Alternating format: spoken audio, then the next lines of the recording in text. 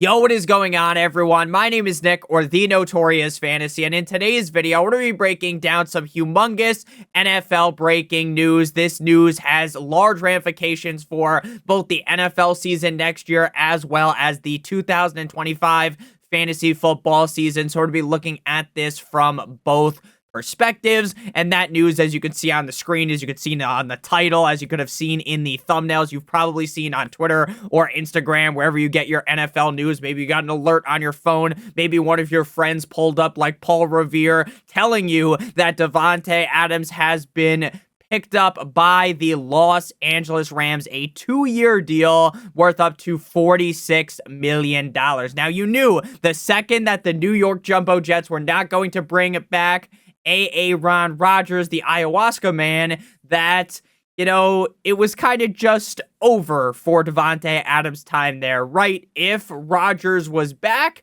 you could make the argument that Davante Adams was going to come back one last ride, the last dance, one last hurrah with Rodgers. Maybe he even signs a 2-year deal with the Jets. But the second that it was signed, sealed, and delivered that Aaron Rodgers was not going to be back, you knew Davante Adams was going to get moved. Now, there were multiple teams that people were bringing up, right?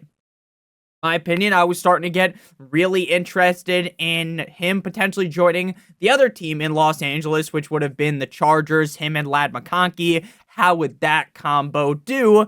But now we have him on the other LA team, right? We have the combo of Puka Nacua and Davante Adams. Now, technically, there has been talk from Sean McVay where he says it's not an absolute that Cooper Kupp isn't coming back, right? The age-old only Siths deal in absolutes type deal. But now that Davante Adams is on the Rams, signing a $46 million deal, to me, that basically destroys all chances that we end up seeing Cooper Kupp back with Matthew Stafford, the Breakfast Club, the Breakfast Boys connection. So Cooper Kupp now, in my opinion, basically, I already thought he was gone.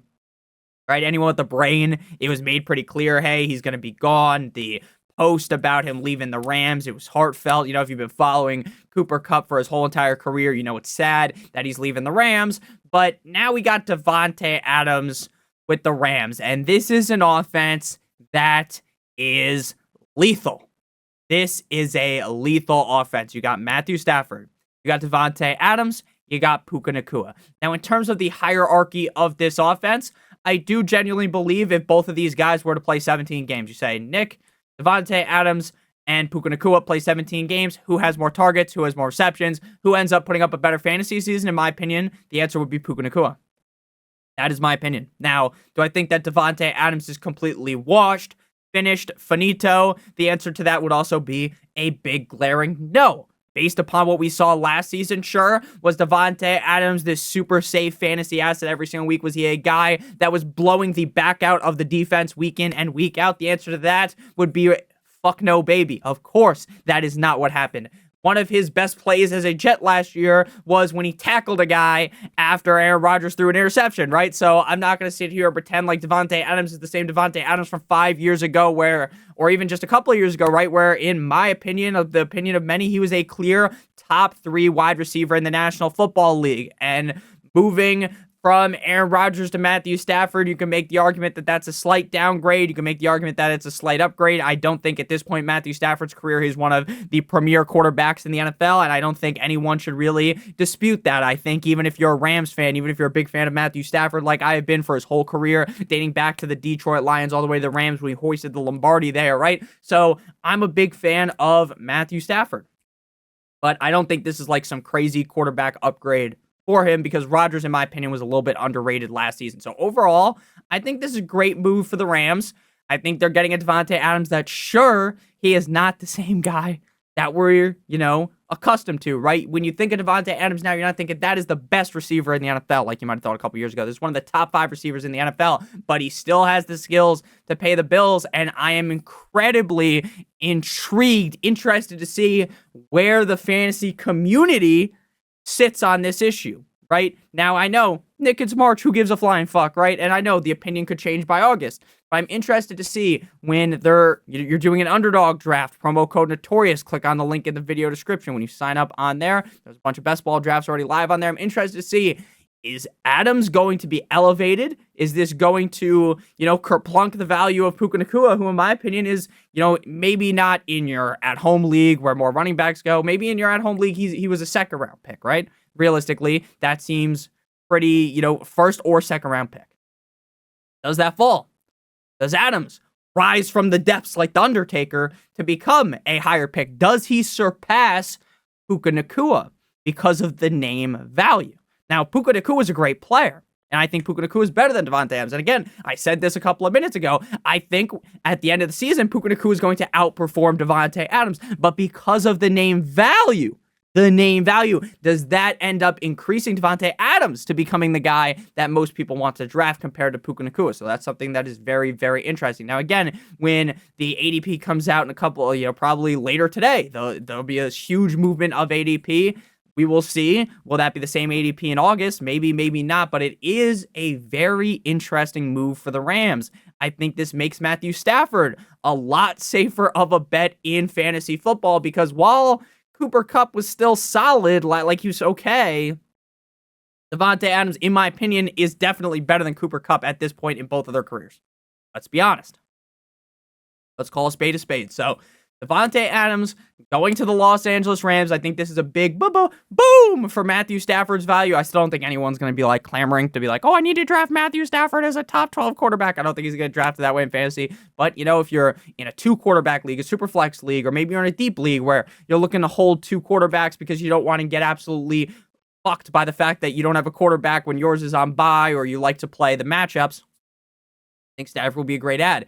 This, Kyren was pretty last year. You're really just hoping for the touchdowns. I'm a big fan of Kyren Williams.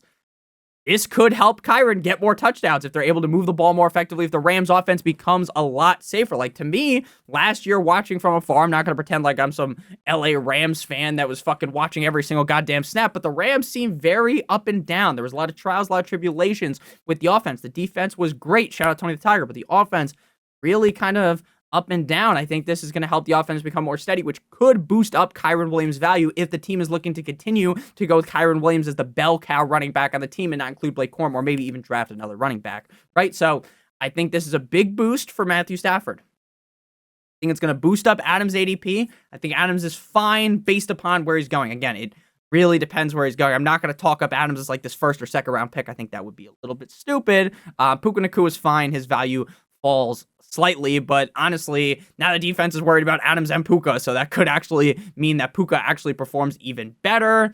It's a boost for Kyren, and I think this is a great move for the Rams. Question is, you've kind of seen Davante Adams decline. Can he rejuvenate back to what he was? Are we kind of going to see a more up and down version of himself? So thank you guys for watching today's video.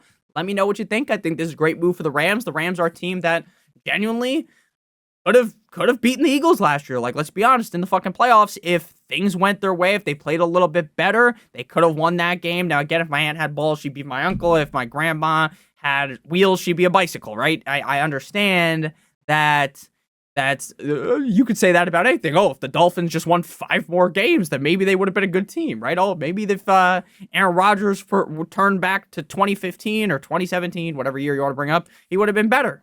No shit, right? But I do think this is a great move for the Rams. I think this is fine for his fantasy value, and it's fine for Puka. I wouldn't panic too much. Let me know what you guys think down below in the comment section. Does this make the Rams one of the top contenders in the NFC?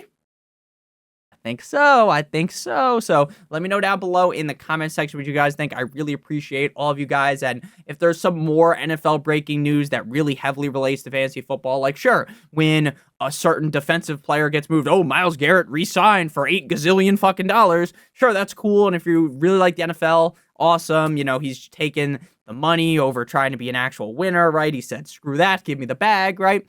That's cool, but I don't think most of my audience needs some in-depth breakdown of, oh, guys, did you know Myles Garrett's really good? And, oh, wow, did he deserve the money? Did he not deserve? Of course he deserved the money. I'd back up the Brinks truck to get him. If the Dolphins bring in Joey Bosa, I will actually be pretty pissed. I don't think the Dolphins should do that because that's the Dolphins' MO. The retirement home, let's bring in these scrubs. And Joey Bosa's not a scrub. I'm saying let's bring in this old head.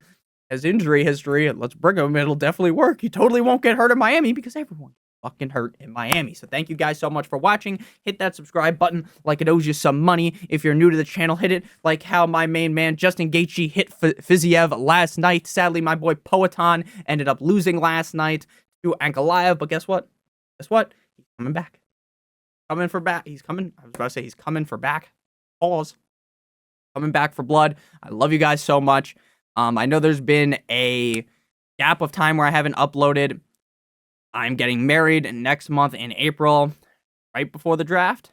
So I will be more locked in as things are coming up. You know, obviously in the summer, you already know during the season, I'm always here for you guys. So I love you guys so much. Thank you guys for everything you've given me in my life. I love you guys more than you ever know, whether you're new to the channel, this is your first video ever watching me, or if you've watched 100 videos, 500 videos, you know, I appreciate you just the same. Thank you so much. I love you guys so much. Genuinely, it means everything to me that people watch my videos. So thank you guys.